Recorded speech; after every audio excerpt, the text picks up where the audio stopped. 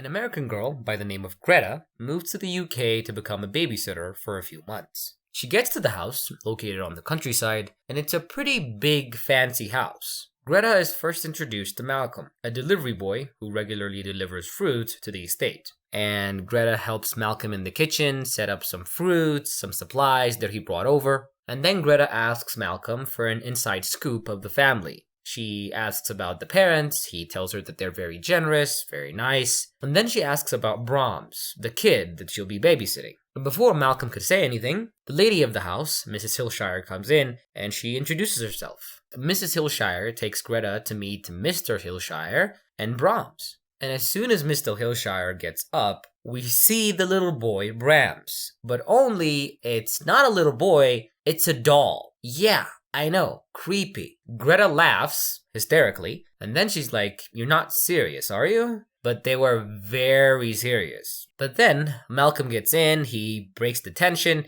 and he greets Brahms, the doll, as if it's a real boy. He talks to it, and then he says goodbye to everybody, and he tells Greta, "Hey, I hope to see you again on my next delivery." And then she plays along, and she greets the doll too, and she's like, "Hi, it's very nice to meet you, Brahms." And then Mrs. Hillshire shows her around. She shows her how to take care of Brahms, how to wake him up in the morning, which poems to read him, what kind of music he likes, how to dress him. And if you're asking yourself, why is Greta playing along? It's because they're paying her a lot of money. And after a very long and weird day, we learned that Greta came to the UK because she was running away from her ex, Cole, who was very abusive and had anger issues. And in the morning, the Hillshires tell Greta that they're going for a vacation. They give her a set of rules to follow with Brahms, and Mrs. Hillshire says the weirdest thing before she leaves. She's like, "If you're good to him, he's gonna be good to you, but if you're bad..." And then Mr. Hillshire interrupts her, and he's like,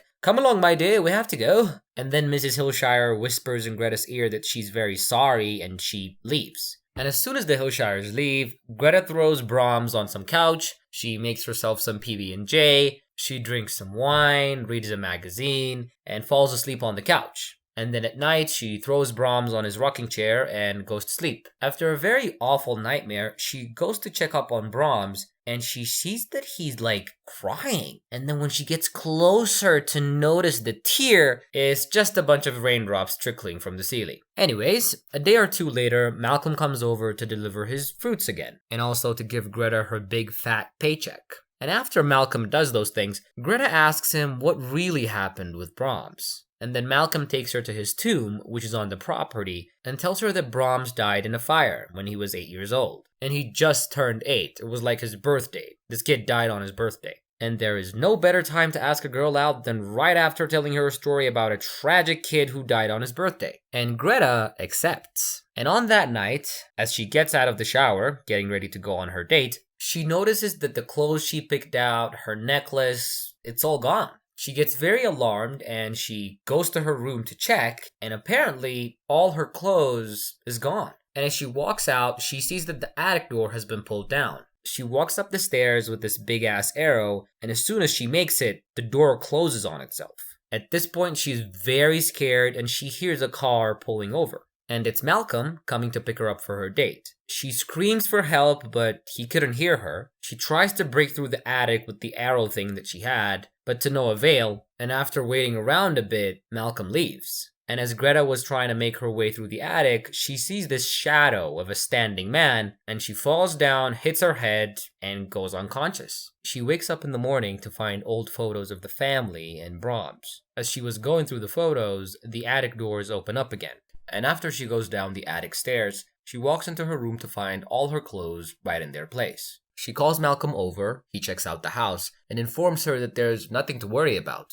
Greta finally calms down, and as she was playing pool with Malcolm, Malcolm tells her more stories about Brahms. And the stories are quite unsettling, as they're stories about how odd Brahms was when he was alive. And in the morning, Greta wakes up to find her shoes that went missing the first day she got to the house. And as she goes to Brahms' room, she finds him sitting up with the list of rules that his parents gave her before they left. This freaks her out. She goes into her room, locks herself inside, and the telephone inside her room rings, and it's Brahms asking her to come play with him. And at this point, she's really freaking out, and then she sees somebody moving under the door. and it's Brahms telling her that he's made her her favorite. And she opens the door to find that he made her PB&J. And now, the fear has become fascination. She calls Malcolm and informs him of what just happened, and it is here we learn that his parents, Brahms' parents, didn't actually go for vacation. Apparently, they drowned themselves in a lake.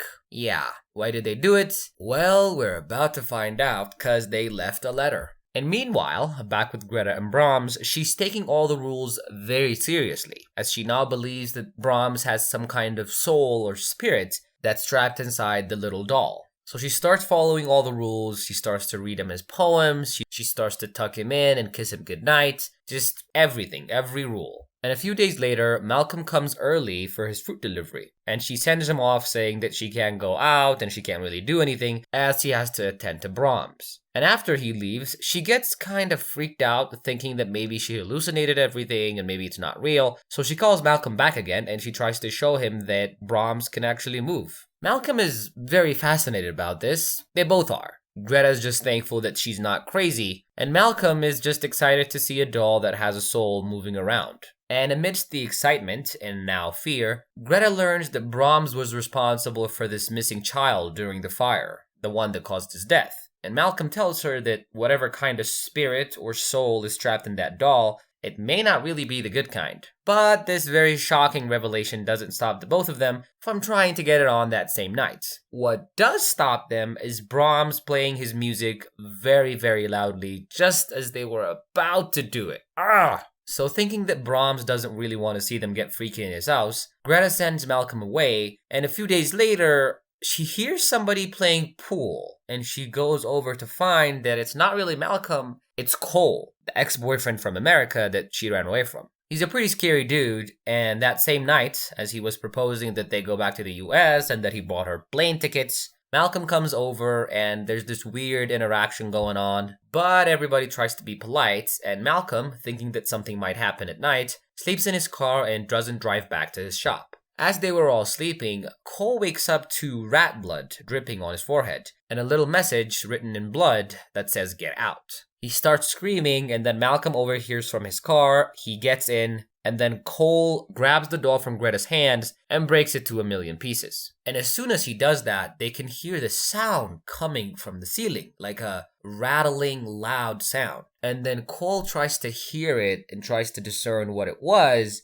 and a hand breaks through one of the mirrors on the ceiling and punches Cole in the face. And in a moment of utter shock, Greta and Malcolm see Brahms, like adult 28-year-old Brahms with a mask on his face, climb out of the ceiling. He's not a ghost or some kind of spirit, it's a guy. Apparently, he didn't die in the fire when he was 8, he's been living in the ceilings. So he comes out of the ceiling, he's wearing this creepy mask, he starts beating the shit out of Cole, and then he stabs him in the neck. And as he gets to Greta and tries to choke her out, Malcolm hits him over the head, and Greta and Malcolm try to run away, and they find one of his secret hatches that lead to like a secret compartment in the house. And inside they find a lot of creepy stuff, like a doll that's dressed like Greta, and a letter from his parents that was sent to Greta just a few days ago, detailing how they've given Greta to him now, and that they've sacrificed her, and that they can't take his madness anymore. And as Greta and Malcolm were trying to escape, trying to open this hatch, Malcolm sacrifices himself, trying to hold Brahms back, and Greta breaks through and escapes the house. At this point, Brahms has already knocked out Malcolm, and Greta is running away, but she stops for a second, and as she realizes that she can't leave Malcolm behind,